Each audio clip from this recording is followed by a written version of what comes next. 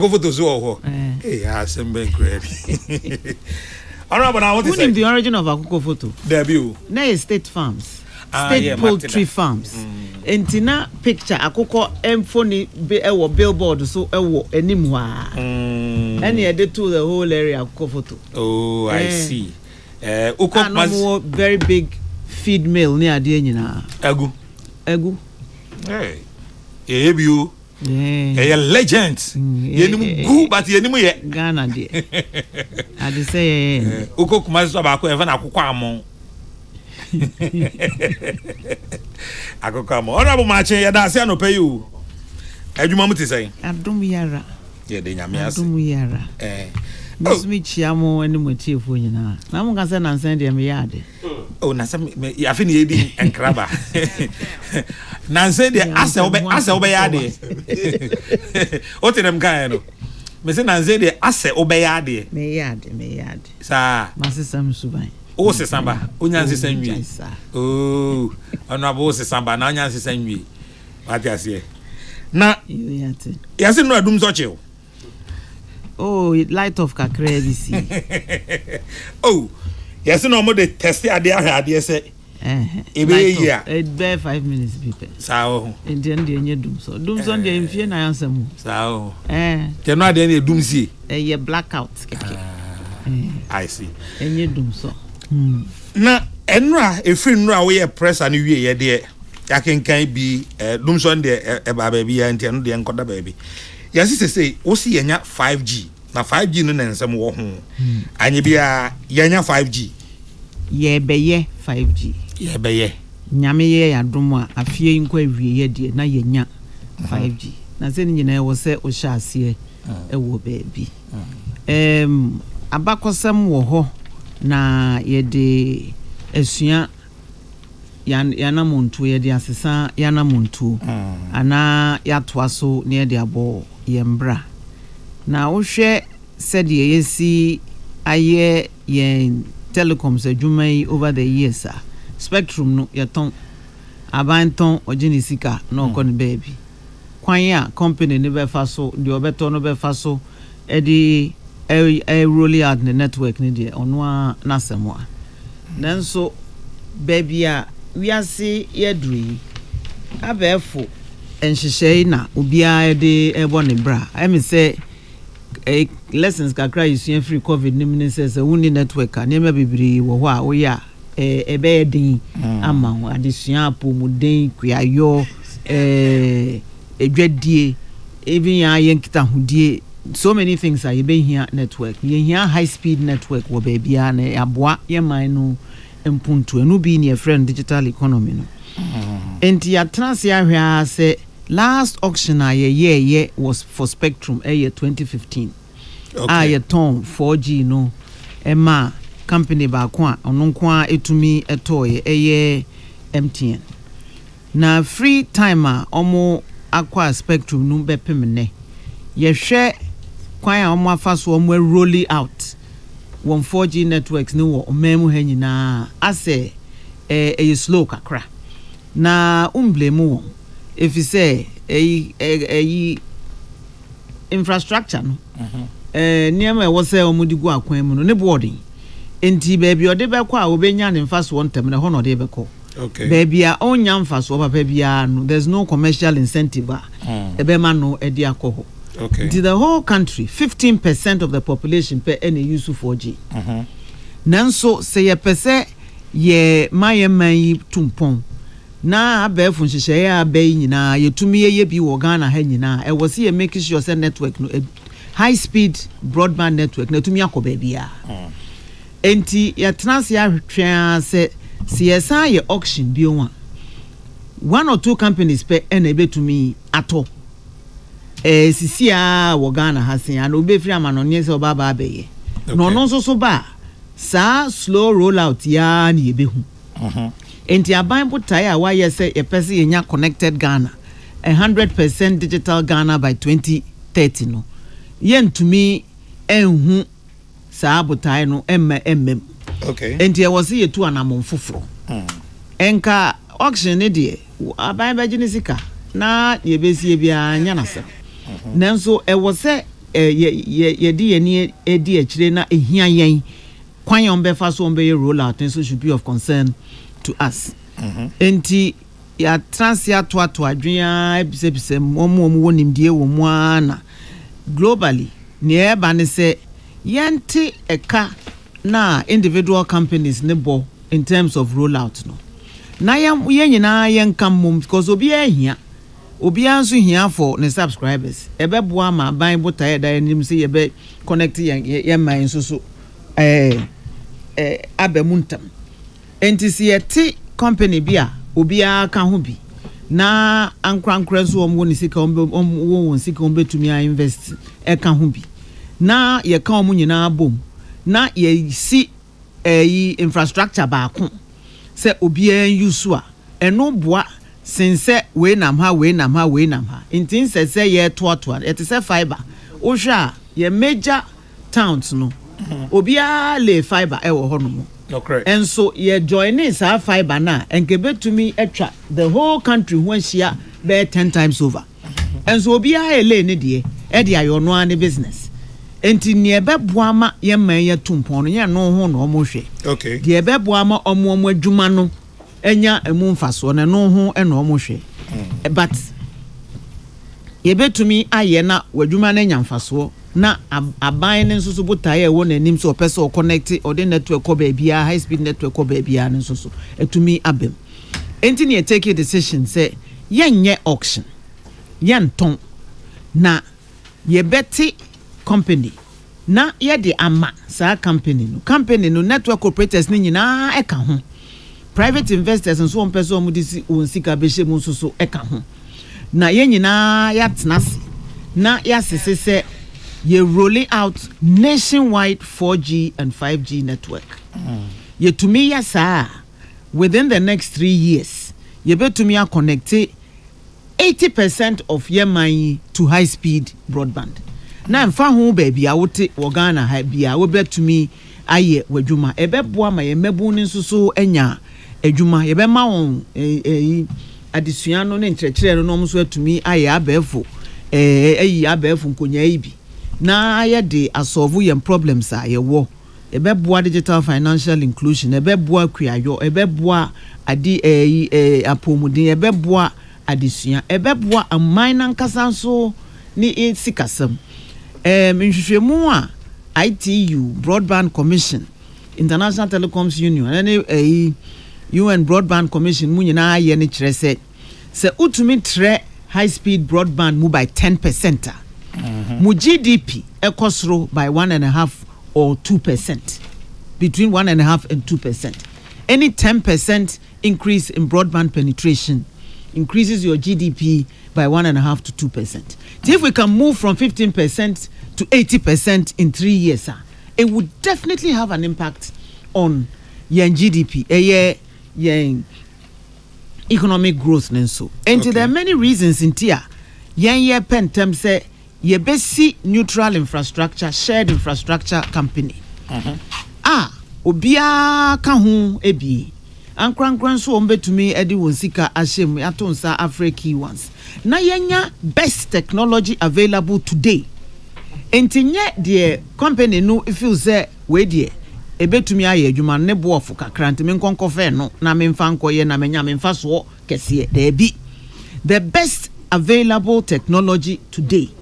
Enna erade adom ye ne leading technology service providers any mobile network operators around the world enya nkitahudi a omagye penie so mbeba beboa yen wo memu ha na ye roll out our network ebi ni Nokia ye nyina ye nim Nokia omusi mu enyene omu di mu akoten pa ewo sa telecoms infrastructure sector yi omu eba beboa yen na omu so aboa yen ye roll out network yi nyese omu ba beboa yen ye roll out network ne epe omu so age penie se ombesi innovation lab ewa ha a ebema ye mabu a esua electrical engineering tete ewo kwan a ye manage 5G infrastructure no ye na ye 5G use cases for bibi memu nyina.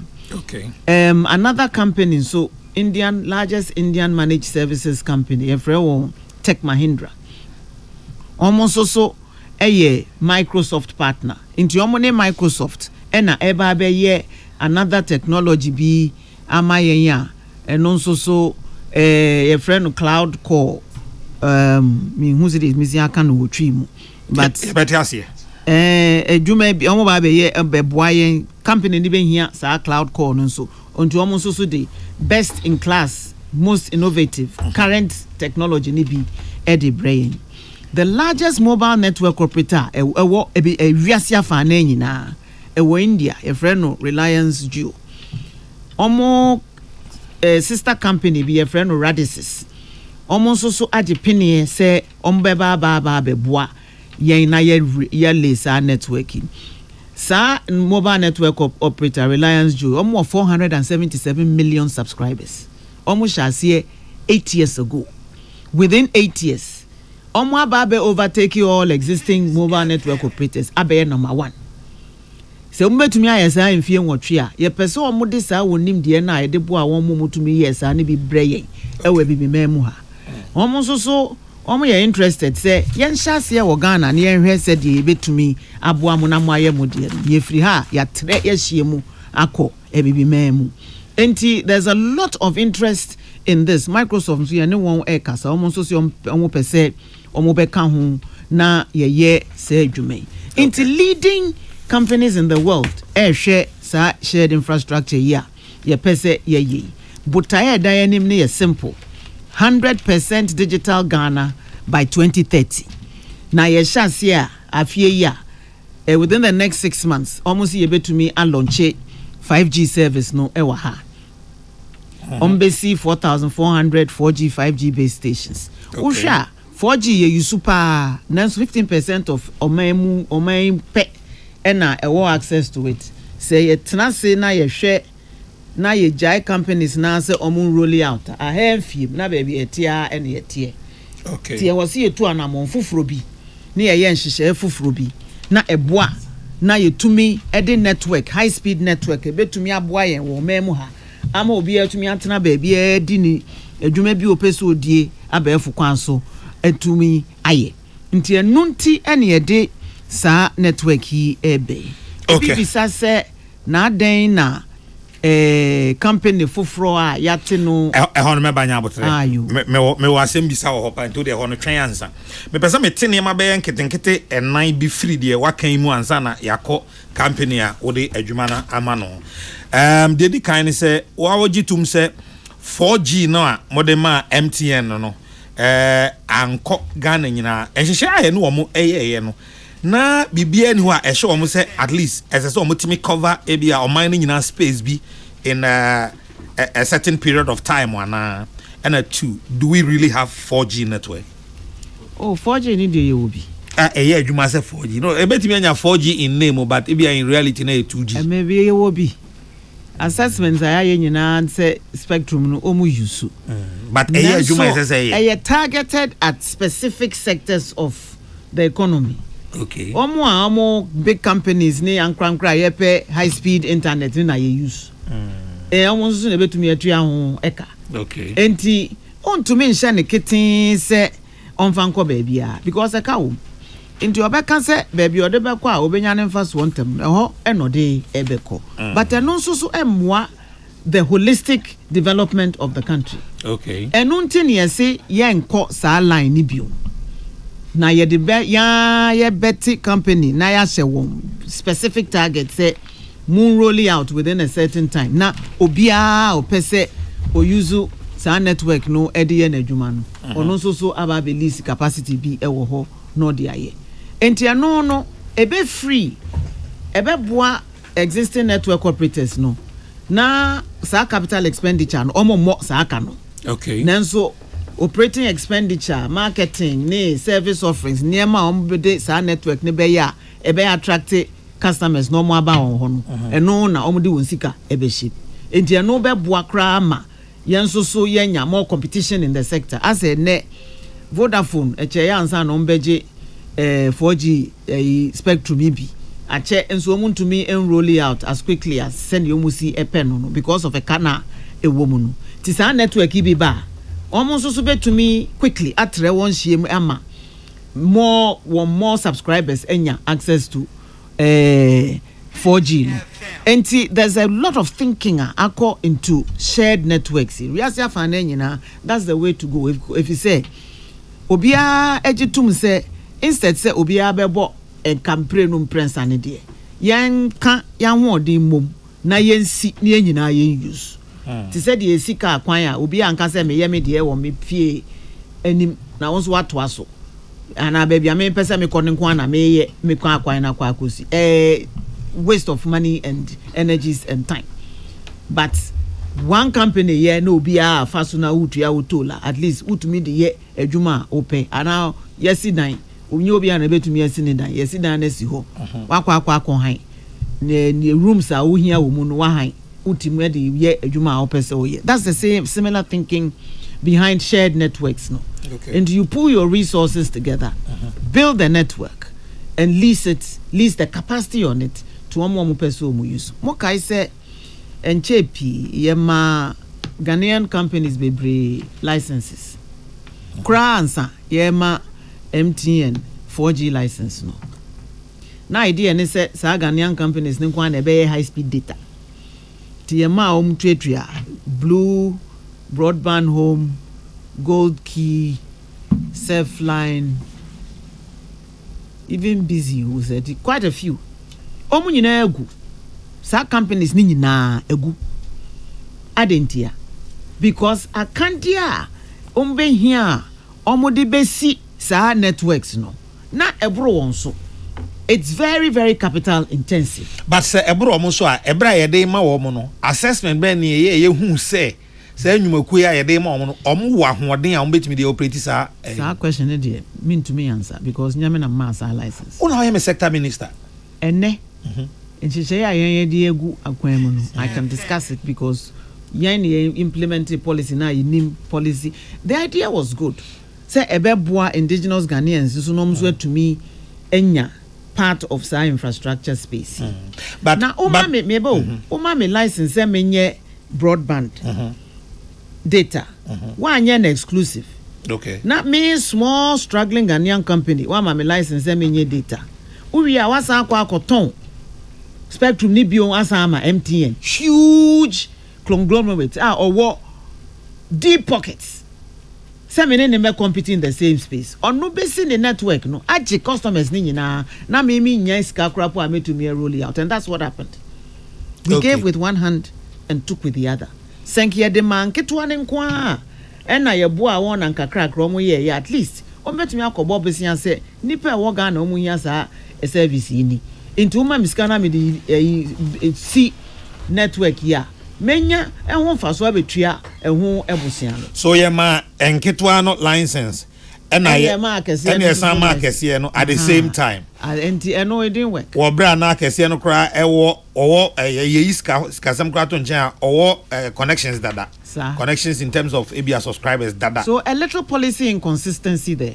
Okay, but yes how many years are they BWS no I say between 2012 and 2015 any amount on sa license no. Okay. But me see ye share ya bakosem near the aboyembra. Okay. We learn lessons from history to guide us in developing our country. And ya hwene nyina ne hu se ye kosa line na emwaye ye ton license na ye gi ye isika na ye kotena ho se kwa mbe fa so mbe roll out dem anwasem mo am fa muti membrubru mu na eyeye ma wa fine anye ye ma wa fine emwa o man impuntu. Okay, too quick yentu anamon fufuru bi tie no san hyehyɛ ena yeah the other kind and say san hyehyɛ fufuru amode bai plans ben na ewo ho se we de enkoye concentrated in Accra ni Kumasi a ifi say hana companies akese no hana ombetimi atua. Do we have plans to say we no eba no at least ye dwene mamu ni nyina and ya can kire won from today say me say 100% digital Ghana by 2030. Okay, starting from 2024 inti ya ma won fiensia say by then no Ghana nyina yenya high speed broadband network. Okay, so that's their target. And fiensia do not in where what are the clause say? Oh, say you hear one rollout plans year by year. Na so to me rolling out almost within 3 years they can cover 80% of the population. Okay. And tianra 6 years ne kra be bedru no mo wi the on person mo ye. Eno ye paper so kasa. Enya paper so kasa. The entire make us paper so kasa. Me entire make us enya paper so kasa na ne say. Eni echirim. One, technology partners na ye no won enya no. They are delivering the entire platform by the end of this year. At least core network, open radio access network near the idea yenya by the end of this year. And nya dia ye twin so. Towers so omo rollout planner within 3 years no mwesi. Sa 4,400 towers na ye be no. Na didn't na me say enye kasakeke. There are 2 Ghanaian companies omoka consortium ne ho asat now. I am on taking lead in putting the consortium together, and it's a consortium. Yeah, one company na ejumano. Ascent Digital, omo ye rural telephony project no amaye. Within 1 month, ye launch rural telephony program no ewo new edubiase. Atribuana 4th November 2020. Mampeni ne ko yes a launch no. 4th November 2020. By 7th December, 1 month, no more 500 towers. Okay. Mesewo. Within 1 month, no more 500 towers. And it's a company be saying, Eka ho na oshe yembo se by within 3 years, you be see 4,400 towers. Omo wo track record na ma mi GDA so mbetumi aye. Ene ye wo 1,006 towers bi egu dem. Yenyeska yentwi ahoka enti yentumi enroll out. Okay. Ye ni omo atena se ahihye se ye pesika kakra ma wonwa. Ombetumi asi 300 towers every month. Enti within 3 months na 900 ye yaye. Na 106 na aka no. 4th month no. Omo ediaye because someone ye be painty ye gidi so mbeti ye wo gidi se omo aka no ombeye ki je se ye pe be san na ma omo enti o ande ye pe ba ne be de hu nkomo ye de won ka bebre no e wo sem ko e wo sem dwane okay ansa na wo be dwane ne ma me mfa we e ma wansa after enra presser no ensem wa aba ne bia matete for instance we obi ti Bright Simmons ade wakani Ghana's Ministry of Communication has come up with some twisted scheme to foist a 5G monopoly on Ghana. The company awarded this juicy contract, Next Gen Infraco, is fronted by Integrated Legal Consultant, the same law firm that fronted for bidders in the Meki-Kelny GVG tender. Minister, what do you say to that? But Bright Simmons be ni wa maya when ya ho asem papa bi aka. Enti I take whatever he says. Na enka meaning na enka at least the results of the work ayaye no should inform him say we don't just act lightly but we act on the basis of solid advice received from experts in the sector. Mi bonepa but near one man who say anything else la die obe kaseti aninti e ma meje ni okano with a pinch of salt and there any make schema you put in place said the messia chirechirimu does it make sense say an auction ana EMC's shared infrastructure who are the companies involved in this? I've mentioned reputable companies with proven track record on where to me aye. KNet yen no. Yen DTT infrastructure yi. TV companies nyina e wo Ghana. Wo sui. Omo na si ye, omo na manage. Nti at least I have examples of 2 local companies omo manage shared infrastructure. Omo ye part of this network. Okay. Lawyer ni nso so de lawyer for de omo ye adwuma. Ubre na adwuma obeye.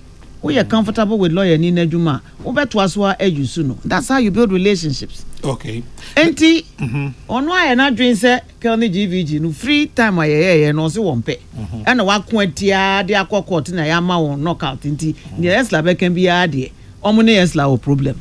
So let's leave the personalization out and focus on the essentials of what we've laid out. I have a lot of respect for them. Now, so their judgment may be clouded by certain personal animosities, and I bear them no grudge.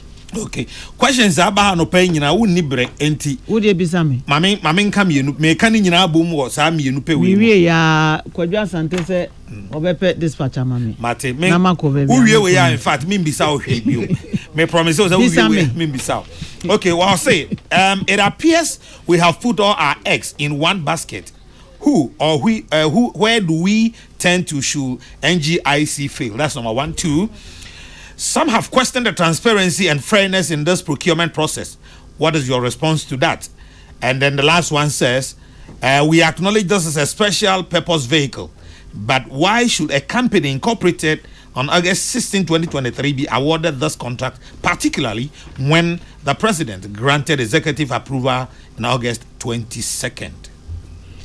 Yo, special purpose vehicle there. Yes, set it up specifically for a particular activity. Bibinti NYT sa company. Because obi e na adwuma. Okay. Na mo say monka mum na monya de we emma o man Ghana. And that is the only reason in tia yeti sa company no. Okay. Se omo beboa na yaye se adwuma no. And amaka so say sa special purpose vehicle all existing network operators eka ho bi. Enti nyase yediama one person, yediama a consortium, and there's a world of difference between the two. Look at those who make up the consortium and decide say edwuma ya yediama mo betumi aye ana muntumi enye. All the big companies ewo wiase afa na nyina, they started from somewhere.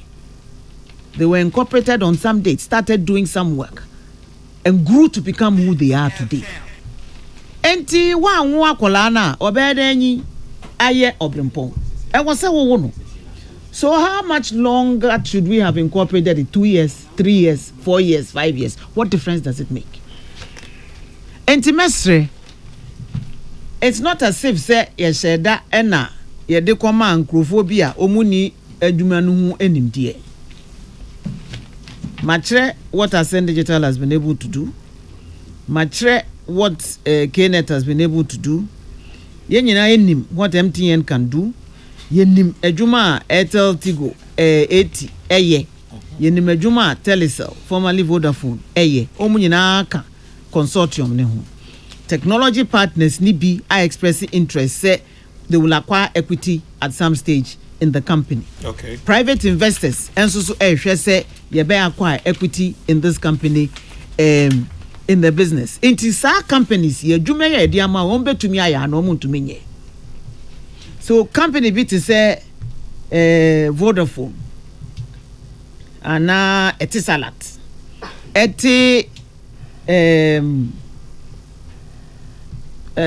small omo ge kan say omo ye small company be e kan say micro yes omo ankasa yes sir within this omo part of conglomerate another branch subsidiary yeah no mo man adwuma foforo so onya obe kan say subsidiary na ye foforo ye incorporate no that thing enti omo ntumi nya na obe hwe parent company no are say baby a wo free benti adwuma yi a omo pesa wo ye ma wo betumi aye enti me anwen ho ni ensusu ho sa nya say yete no 1 week and 2 weeks and 2 years and 3 years no na it makes any difference. Can they do the work we've given them to do? And I'm confident so betumi aye. And according to Honorable Esla also Ecofol, they have the capacity to deliver. Oh, based on what they've been able to do so far in getting these major technology giants to come to Ghana, it is causing a lot of interest globally. Other countries say adewe Ghana to me ye na ye yi a yen so so ye pipi because ebeboa yen ni connect ye mind no entem since ye jama companies ankrankra ne say omo ankasa omo nye no because they will do it at their own pace but wait there utumema on target say within 2-3 years there it was munya 50 60 70 80% rollout and monitor it to ensure say ombe to me MET sa targets no. Let's not be too pessimistic and trust say anamoni bi aye tu no e anamon papa na ebe wie ye pa enso so ewrade adumunti medi me bo share so me misa ohwe biom enti no ye be sere nyame se be bia okubia on monitor it's in our interest but me be say one interest for periodically mo fumani ni akire na mo hu se ampa September ye be launch ana ye ntumi launch ya launch amwa bisa se adenti ena ye ntumi an launch sa 5G network. Okay say de nyame adom wo ye good girl be my mbuki appointment ya da be na wo benya full time ama ye ne atena se na afi de aka bia ye pese ye penchiri mu wo de be di ho nkomo sa ho ye di ho nkomo wa chiri ho behind the scenes mate any as honorable representative of the good people of Opetekui metwen ho na wakwa areas wo ho the me pe Opetekui electoral area no no Opetekui ye de beche Opetekui madam wase mate ankwezi ni kabila we die me nyamase you have a good day pa you too me anso sa honorable Esla Owusu Ekufo ene ya na kasai man prato wa ha kabila wa ha pam chome basesia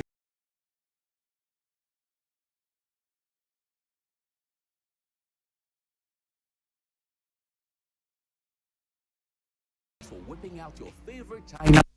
Same goes for your luxury vehicle. Just any engine oil won't do. Premium understands premium best. The new Shell Helix Ultra 0W20 SP with carbon neutral properties is the one for your premium car. It's a fully synthetic motor oil designed using the Shell Pure Plus technology. Prevents dirt buildup with exceptional cleaning power, leaving your pistons cleaner than a whistle up to 50% more than the industry standard and gives you stronger, long-lasting engine performance. So, if you want your classic car to run smoothly like a Ferrari for years to come, use the Shell Helix Ultra 0W20 SP.